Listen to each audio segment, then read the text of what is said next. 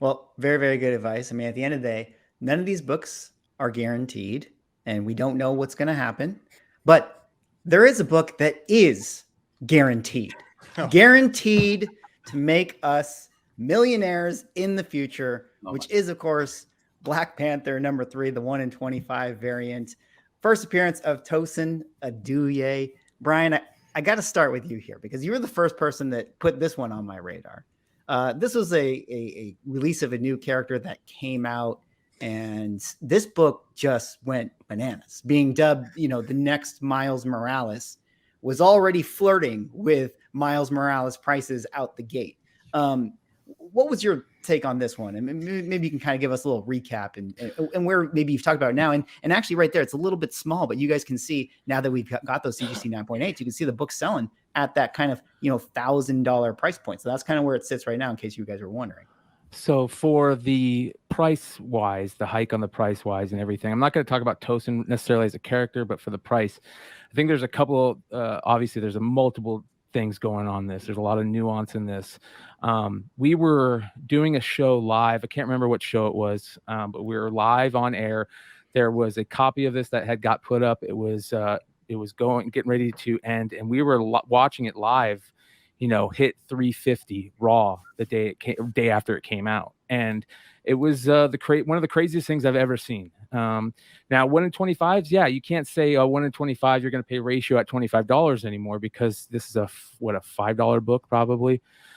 So you got to add a little bit of money on there, but for 350 raw for this book is crazy. And it was a 3-story book. There was that other character on the cover there, Gentle.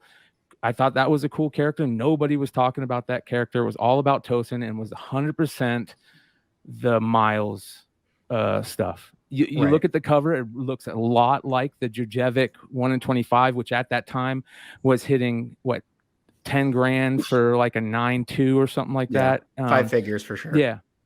So a lot of people were thinking about the Jurjevic, like, oh my God, I got to get in this now. There's a ton of FOMO with it, and it's still rising in value. Raw the other day, there was 525, I think a couple days ago, this sold raw on eBay, 525. And here's the other thing.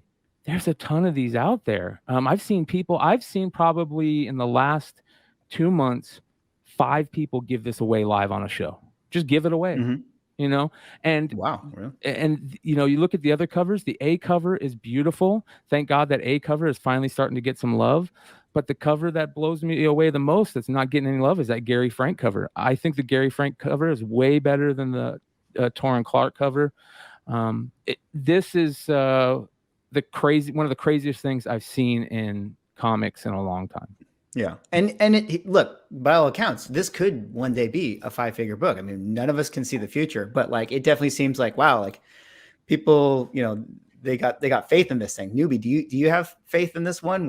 Were you someone that wanted to hop on this book? What was your thoughts on this? I did. I sold it pretty early. But I've always talked about, to your point about not seeing the future. I've always talked, as we all have, to many people. And one of the biggest things that always comes up is like, yeah, like I got to get this book on New Comic Book Day, because you never know, it could be this book from 30, 40, 50, 60 years ago, right? And a lot of people think that way. So and that's how you end up with thousands and I know, yeah, 100%, right? But then 30 years from now, I start thinking like, okay, 30 years from now, like, are people our age who are into comics going to be looking as one of the biggest keys, right? And right now, I mean, it's hard to argue with it, and I know people want to be against it because it's modern, and it's Tosin.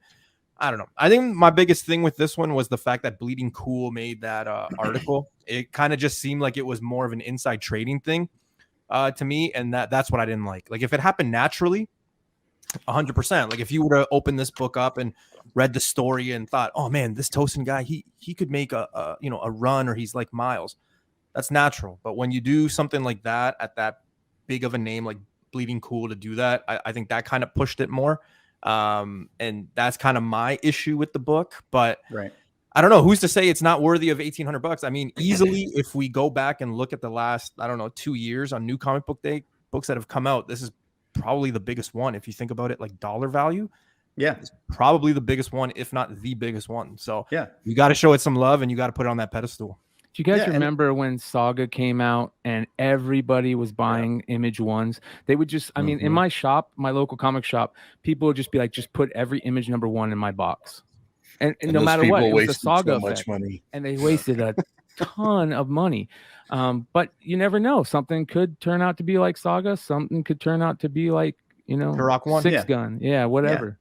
Absolutely. And I think it's cool. I mean, I think it's cool if like we have an epic book that comes out of the year 2021. I think that'll be awesome 10 years from now when we look back. But Chris, let me pick up with you, on this one. And, I kind of have a bunch of sort of modern books. I got the Punchline one in there because it just sort of reminded me of it. But some of these books this year is like, we have the spec that's MCU related, but then we kind of have this like other spec FOMO stuff. I guess the Timeless is sort of MCU related, but these books kind of go crazy, every new comic book day, similar to the Black Panther. Do you think that that's good for the hobby? Or is it kind of bad for the hobby that, everyone's going nuts with certain books that come out week to week? Well, I'll say two things. One, just to touch on the Black Panther, I like what Newbie was saying, and I'm not familiar in depth of what the Bleeding Cool stated, but I do have an idea of it. I put that parallel to like, I won't even say their names, but this shell of an account that basically stated it's official that we're getting a Midnight Suns, and we have an exclusive official, it's MCU.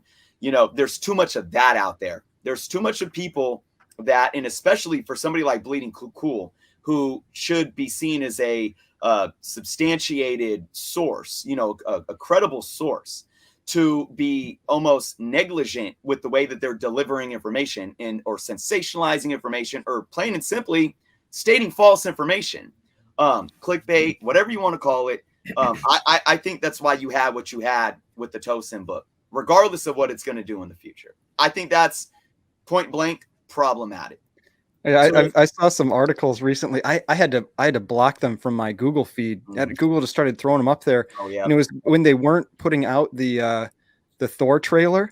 It was like they would take individual words from people's tweets and then plug in other words and just make some sentence where it's like Thor is a money laundering scheme, and I'm like, what are you even talking about? And I was just like, I'm done with this. I don't want to see any of this. So much nonsense out there. And again, even for Midnight Suns, we could put what was I just saying a few minutes ago about anybody that looks up Marvel Wiki or has read any comic books, Midnight Suns is probably something that's going to happen. But those books shot up simply because we had a non-credible source lying, period. So, but to the bigger picture here of we look at what happens week to week with new comic books. Is this a good or a bad thing? I've always been the optimist. I've stayed away from talk. I'm not, speculation is killing the hobby. Variants are killing. None of that. If anything's killing the hobby, it's you having a bad attitude and not letting other people collect how they want to collect. Do you let them do them? And look, there in all these books that are right here, there's different things going on. And this is what I actually love. All these books aren't just because we got a live action casting announcement or a trailer. There's new characters showing up in a comic book and people get hyped over that. And it has nothing to do with the TV show or a movie. Now, does it validate the price that it shoots up to in those first few weeks? Maybe not. But look, I think there are a lot of people out there that do catch a little bit of FOMO. They don't want to miss out on something. This is a new character. This is my favorite character, favorite title. I need to get my hands on it. I'm willing to pay $20 the day after it comes out. I'm willing to pay $25, even if maybe in a few months from now, it's back to be worth $5. And they're not mad about that. As long as collectors are taking that approach and understand that, and they're not getting burnt out by it because they don't have love for the character, they don't have love for the story or for the risks that they're taking, that's the only time I feel where it's bad for the hobby or can be problematic.